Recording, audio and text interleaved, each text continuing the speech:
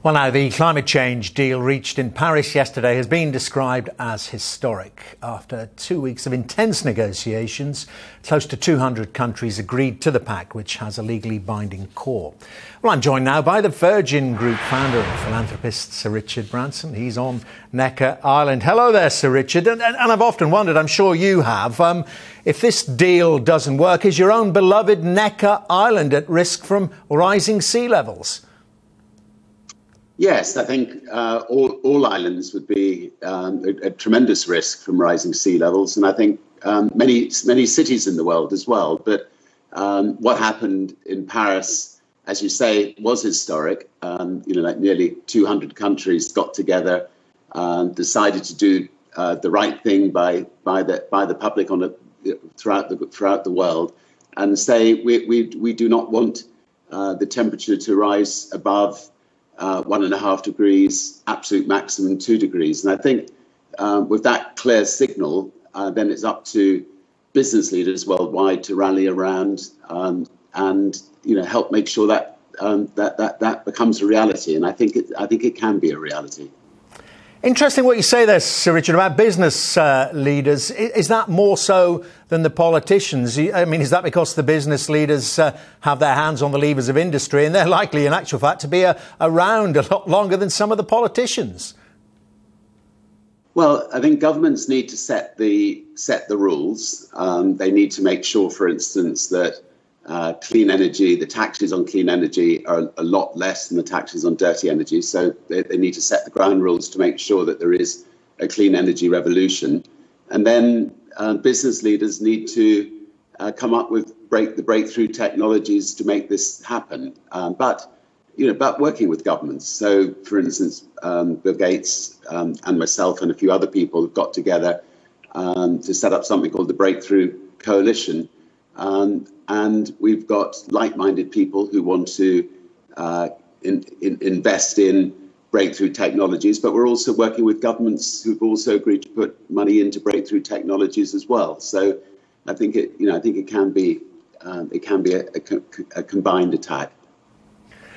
And do you think they've got, I mean, this is the key question arising, one of them certainly from the summit. Do you think they've got the balance right between the developed world, those that in many cases can afford to make these changes, and the developing world, those that say, you can't pull the drawbridge up on us. If you want us to go clean and green, we need some cash? Yeah, I think by and large they did get the balance right. I mean, it was a incredibly difficult negotiation where you had to get every single country to sign off on it, and every single country did sign off on it, including countries where it patently wasn't in their interest to sign off on it, like Saudi Arabia.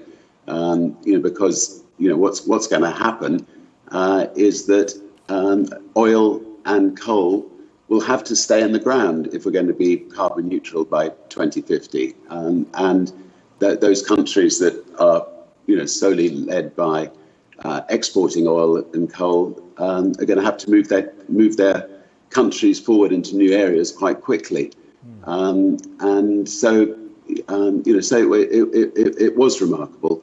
I think what we've got to do is every year between now and 2050, we've got to move our countries forward by about 3% per year.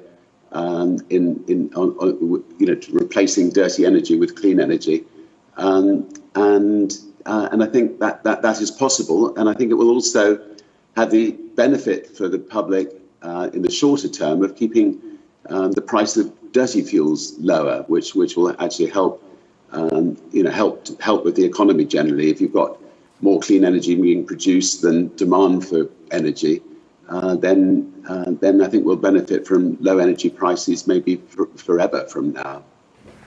And so, Richard, I just want to relate this to another very live debate, which I know you have a key interest in. It is, of course, the debate in the United Kingdom about how we expand airport capacity, and in particular whether there will be a third runway at Heathrow Airport. As you know, a decision delayed on that one, but I know you support it. And people will say, and I'm sure you've heard it before, Sir Richard, then how do you square your passionate environmental credentials with the call for another runway at Heathrow?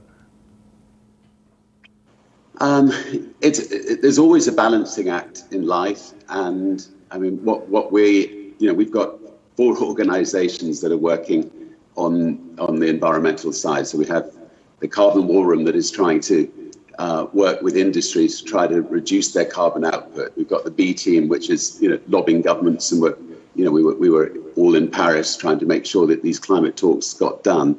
We've got the Breakthrough Energy Coalition that's trying to come up with new breakthrough technologies, and one of the breakthrough technologies we're trying to come up with is clean jet aviation fuels, which I think will happen in the not too distant future now with a big enough push in it. So the ideal for Great Britain is it definitely needs a new runway. It needed a new runway.